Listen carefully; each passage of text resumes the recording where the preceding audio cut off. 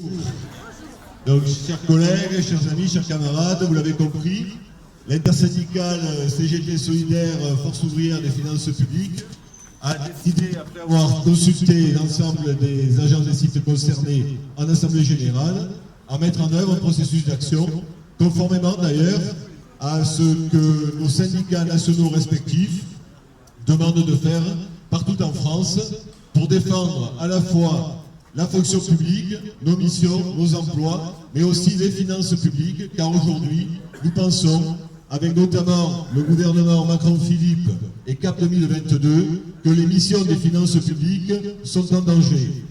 On a tous en tête forcément le prélèvement à la source, mais pas que, la fin de la TH, mais pas que, la privatisation du cadastre, mais pas que, la désertification du territoire, mais pas que, etc., sachant que dans le même temps, les amis du pouvoir, les petits copains, les experts comptables sont en embuscade sur la gestion hospitalière et même sur la gestion des collectivités locales, puisque désormais, M. Darmanin nous explique que la séparation ordinateur comptable, peut-être qu'il faut la revoir. Aujourd'hui, notre administration est au cœur de la République. Ses missions sont au cœur...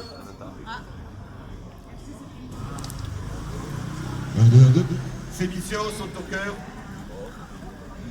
On va parler fort, hein. Ces missions sont au cœur de la République. Ce qui est en jeu aujourd'hui, c'est la question de l'État social qu'ils veulent déconstruire. Du côté de la santé, du côté de la protection sociale, du côté des retraites.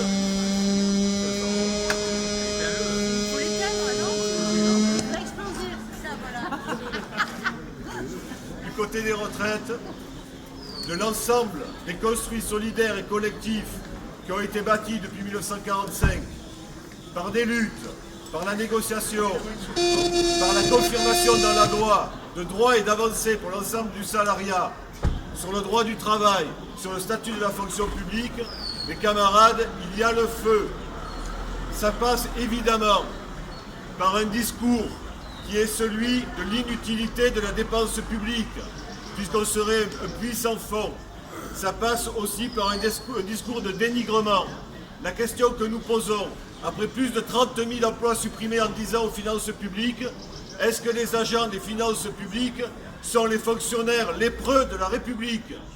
Avec 60 à 80 milliards de fraude fiscale, avec une politique qui accentue les avantages fiscaux pour les riches et les très riches, avec une politique qui a augmenté la TVA jadis et qui aujourd'hui colle la CSG aux retraités, à la santé des salariés et donne des milliards d'euros d'exonération à travers la fin de l'ISF ou le plafonnement des placements financiers, on l'a bien compris.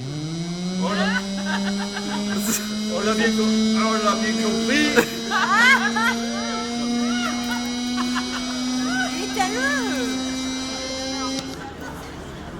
On l'a bien compris, la régression sociale, elle ne passera pas par nous. C'est pour ça que nous avons demandé aux agents des sites concernés d'être en grève, avec des grèves tournantes et des relais grévistes sur toute la période déclarative et même au-delà. Merci à vous.